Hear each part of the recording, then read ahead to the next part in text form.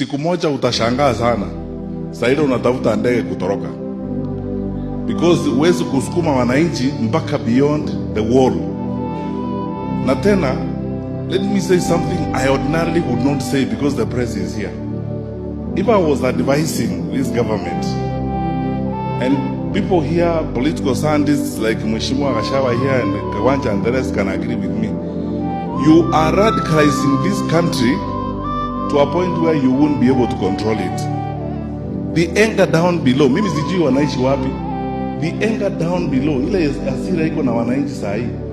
Ama viongozi nasema uongo. Si nyinyi mnakutana na wananchi kila wakati.